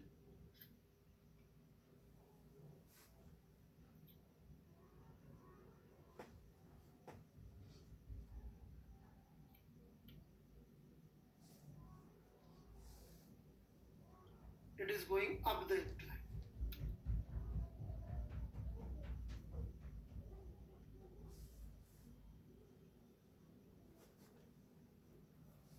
ये ऊपर जा रहा है, तो आप देख सकते हैं इंक्लाइन के रिलेटिव लोवेस्ट पॉइंट ऊपर जा रहा होगा, तो काइनेटिक फ्रिक्शन का जो फोर्स होगा वो नीचे लग रहा होगा।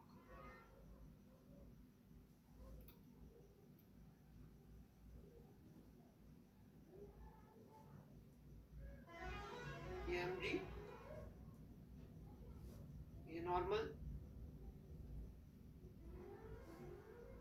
ये 37, ये 53, अगेन वही सारी कहानियां।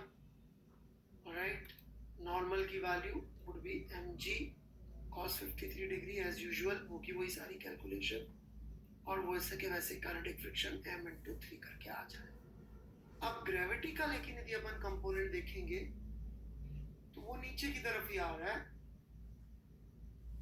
तो यदि हम इसका एक्सेलरेशन नीचे की तरफ लिखते हैं तो इक्वेशन हो जाएगी mg sin 53 degree plus fk is equal to ma।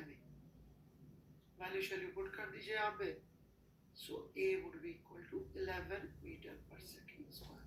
Value कहाँ से पुट करेंगे, ये यहाँ से पुट करेंगे। सो ये ज्यादा तेजी से डिसलरेट होगा।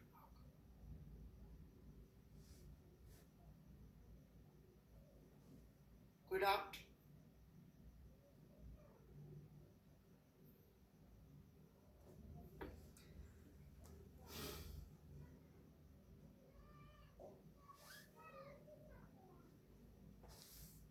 कोई डाउट है तो पूछे, नहीं तो मैं यही कुछ और बातें करना चाहता हूँ।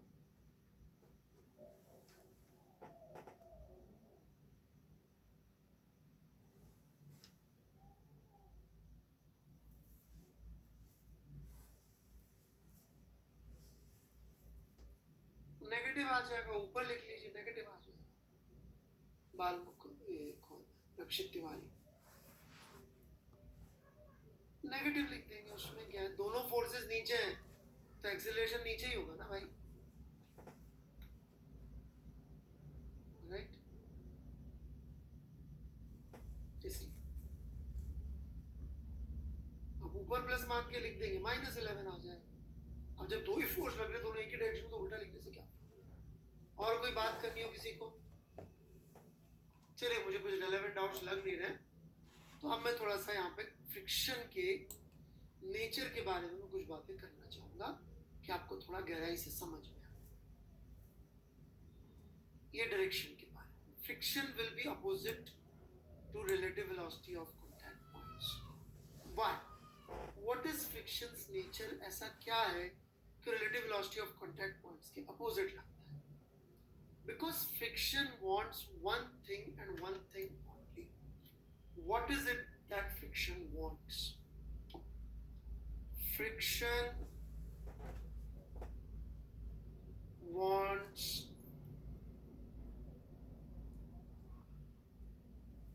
to keep contact points together.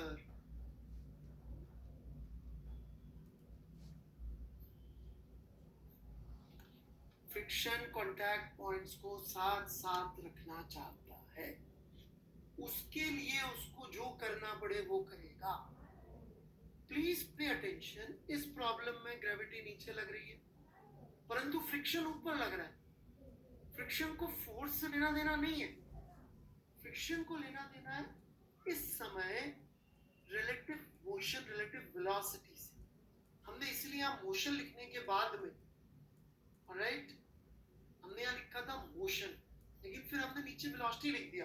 क्यों? क्योंकि हम ये कहना चाह रहे हैं कि उसको लेना देना एक्सेलरेशन से नहीं है, फोर्स से नहीं है, कि कोई और फोर्स लग रहा है, लग रहा है। आप देखें तो ग्रेविटी जो है वो नीचे लग रही है, तो आपके दिमाग में आ सकता है अच्छा ग्रेविटी नीचे लगी तो फ्रिक्शन उसको अपोज करने के लिए ऊपर लग गया। बिल्कुल नहीं, ग्रेविटी अभी भी नीचे लग रही है, पर अब की बार आप फ्रिक्शन देखेंगे तो नीचे लग गई। क्यों लग गया भाई अब की बार नीचे? क्योंकि उसको मतलब है रिलेटिव वेलोसिटी से। फिलहाल ये बात ध्यान सुनिएगा, फिलहाल। क्यों? क्योंकि साथ साथ रखने के लिए पहली जरूरत क्या है कि रिलेटिव वेलोसिटी जीरो हो जाए। जब रिलेटिव वेलोसिटी जीरो हो जाएगी तब भी पंखे होंगे। कहने का मतलब जैसे कि ये इरेजर, थोड़ा थोड़ा कोशिश कर रहा हूं आगे का समझाने की। ये इरेजर इस मोबाइल पे रखा हुआ, राइट? अब भी रिलेटिव वेलोसिटी जीरो है, लेकिन मैं इसको इधर पुश करूंगा तो भी नहीं कर पा रहा, इधर पुश कर रहा हूं तो भी नहीं कर पा रहा, इधर कर रहा हूं तो भी नहीं कर पा रहा, इधर कर रहा हूं तो भी नहीं कर पा रहा। क्यों नहीं पुश कर रहा हूं तो मेरे नहीं चल पा रही? क्योंकि फ्रिक्शन फोर्स जो इसमें लगता होगा, राइट, वो भले ये वाला नहीं लगेगा, ये वाला लगेगा, लेकिन उसकी भी इच्छा तो यही है साथ में रहे, राइट? तो ये जब लगेगा तो इसकी भी इच्छा यही रहेगी कि ये साथ में रखे। इसी बात को हम दूसरी तरीके से क्या कह सकते हैं कि friction opposes relative motion of contact points. ये भी बहुत जरूरी है, कॉन्टैक्ट पॉइंट्स वर्ड। हम फ्रिक्शन के लिए बात करें कॉन्टैक्ट पॉइंट्स की, बॉडी की नहीं, क्योंकि जब बंदा भाग रहा था तो बॉडी तो आगे जा रही थी, लेकिन फ्रिक्शन आगे नहीं लग, आगे या पीछे दोनों लग सकता था डिपेंडिंग ऑन स्पीड बढ़ा है कि कम कर रहा है। इसलिए जूते के तले पे ध्यान देना था। तो स्टैटिक फ्रिक्शन आप थोड़ा थोड़ा सोचेंगे तो आपको दिखने लग जाना चाहिए कि इट्स अ कॉम्प्लिकेटेड स्टोरी, क्योंकि वहां रिलेटिव वेलोसिटी जीरो होगी, राइट? तो अगली क्लास में आएगा, लेकिन मैं थोड़ा सा दिमाग में डाल रहा हूँ कि अगली क्लास में बैठे तो बहुत सावधान होके, क्योंकि सबसे जो गंदा फोर्स है, सबसे ज्यादा परेशान करने वाला फोर्स है, उसमें इतना क्लियर नहीं होगी डायरेक्शन वगैरह। अभी तो इसलिए क्लियर हो जाती है क्योंकि रिलेटिव वेलोसिटी दिख रही है कि नीचे है तो काइनेटिक फ्रिक्शन खड़ाक से ऊपर लग गया। इसमें दिख रही रिलेटिव वेलोसिटी ऊपर है तो काइनेटिक फ्रिक्शन खड़ाक से नीचे लग गया। इनफैक्ट मैं एक टफ प्रॉब्लम भी ले लेता हूँ काइनेटिक फ्रिक्शन की, और आपको इतनी टफ नहीं लगेगी, पता नहीं शायद लग सकती है, लगनी होनी चाहिए। थोड़े जगह रहिएगा। Top view, it's a top view, मतलब ग्रेविटी ऐसे लग रही है, ठीक है? मतलब कि मेरे आईपैड को कहां से देख रहे हैं? ऊपर से देख रहे हैं, we are looking it from above. और इस आईपैड पे ये रखा हुआ है एक ब्लॉक इरेजर, या फिर मैं यहां लिख देता हूं आईपैड आई, और ये E for eraser. White colour का इरेजर है, व्हाइट कलर देख रहा हूं, ठीक है? और ये मेरी एक्स वाई एक्सिस है। मास ऑफ इरेजर है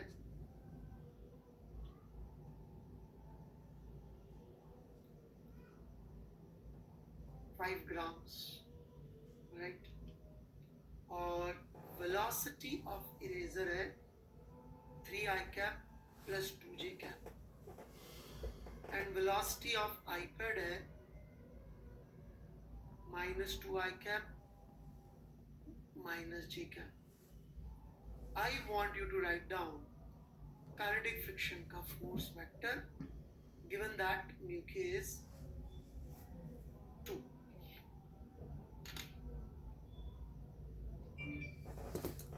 kinetic friction vector चाहिए, vector.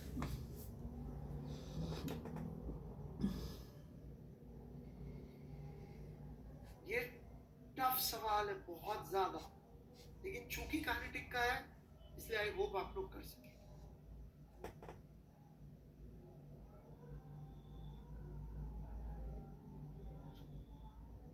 क्योंकि काइनेटिक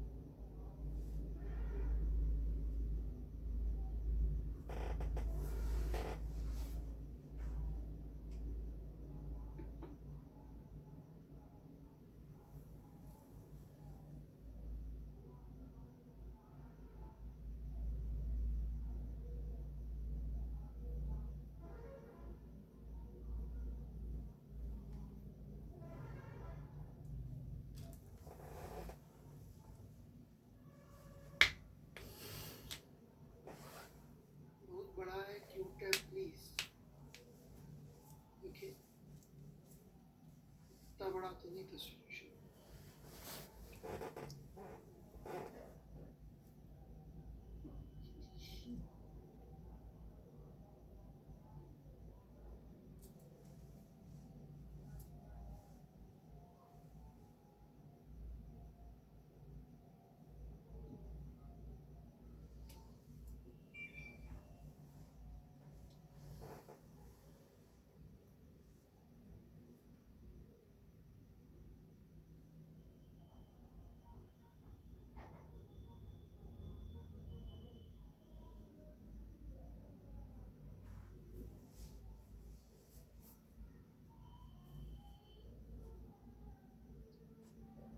सर QUES अब आप समझ लो।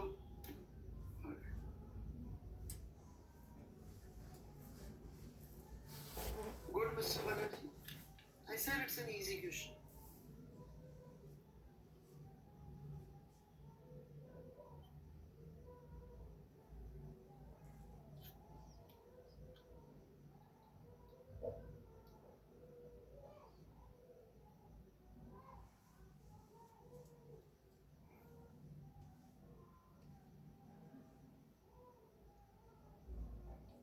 चलिए शुरू करते हैं हम।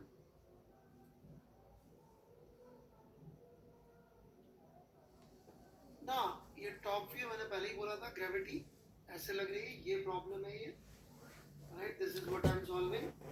ये ऐसे ऐसे कुछ चल रहा है, ये ऐसे ऐसे अलग से कुछ चल रहा है। So what we need first of all is direction, and before I even write mathematically you should understand kinetic friction की जो डायरेक्शन आएगी, जो इरेजर पे लग रहा हो, वो इरेजर की जो वेलोसिटी आएगी आईपैड के मुकाबले उसके अलोंग आएगी या उसके अपोजिट आएगी, प्लस या माइनस, क्या लगेगा यहाँ पे? माइनस, क्योंकि वो क्या चाहेगा कि जिधर भी इस आईपैड के रिलेटिव ये इरेजर जा रहा है उसके अपोजिट लग जाए। क्यों लग जाए उसके अपोजिट? ताकि जल्दी से जल्दी इसका मोशन खत्म कर सके।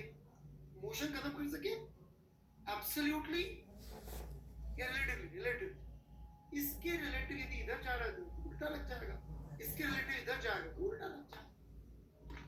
इसी रिलेटिव मोशन हमें वेक्टर भी सीखा था, सोचना भी सीखा था, इन्हीं सब कारण। तो क्या हम ये निकाल सकते हैं? Yes, that's very easy.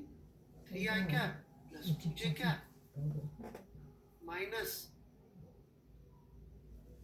2i cap minus j cap, यही था शायद। कुछ गड़बड़ तो नहीं है ना? Right, so this becomes 4i cap plus 3j cap. This is velocity of eraser with respect to this। 5 कहाँ से आ गया? अरे ये 5 है, ठीक है ठीक है, सॉरी गड़बड़। अरे यार मेरे को डेटा देते हुए मैंने ध्यान नहीं दिया, थोड़ा इजी पड़ जाता। चलिए 5i के प्लस 3j, राइट। तो VEI ये कितना हो गया?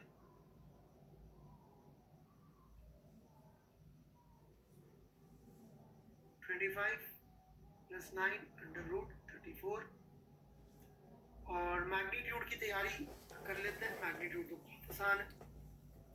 मैग्नीट्यूड कितना होगा? म्यू के which is 2 into mg, m is 5/1000 into g which is 10। So ये हो गया बेसिकली 1/10।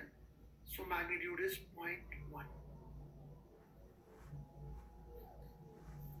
सो f के वेक्टर कितना हो गया?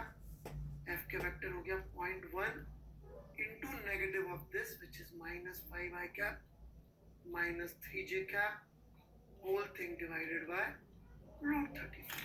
That's it. काइनेटिक फ्रिक्शन को कुछ नहीं सोचना, उसने सबसे पहले वेलोसिटी को खत्म करना है या रिलेटिव वेलोसिटी को खत्म करना है? किसको खत्म करना है? रिलेटिव वेलोसिटी, वेलोसिटी को नहीं। और बॉडी की या कॉन्टैक्ट पॉइंट की? कॉन्टैक्ट पॉइंट की, क्योंकि यदि वो बॉडी की वेलोसिटी खत्म कर रहा होता रिलेटिव, तो फिर हम आगे भागते कैसे? ये याद रखिएगा। हम आगे भाग पा रहे हैं, इसका मतलब ही ये कि वो हमारी वेलोसिटी के पीछे नहीं पड़ा। किसकी वेलोसिटी के पीछे पड़ा? Contact point, right? तो नेक्स्ट क्लास में हम लोग स्टैटिक फ्रिक्शन पे बातचीत करेंगे। कुछ मैं सी वर्मा से थोड़ा सा होमवर्क दूंगा फ्रिक्शन का, थोड़ा सा होमवर्क मैं आपको दूंगा शीट से, right? So that's it then. कोई डाउट है जो बच्चे शुरू से अटेंड कर रहे हैं तो पूछ लीजिए। जिनको कंपोनेंट्स वगैरह भी नहीं ले रहे बच्चे तो मुश्किल होगी जवाब देना, आपको शुरू से सब कुछ सीखना पड़ेगा। Class is over, bye bye. Irodov वाला परसों।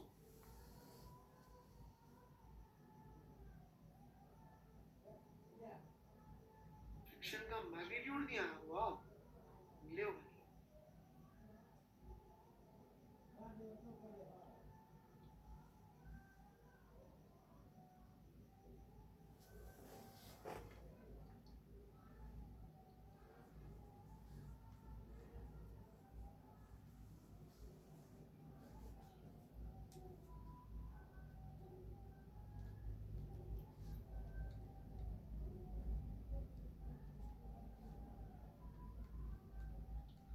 बहुत डिफिकल्ट चीज थी।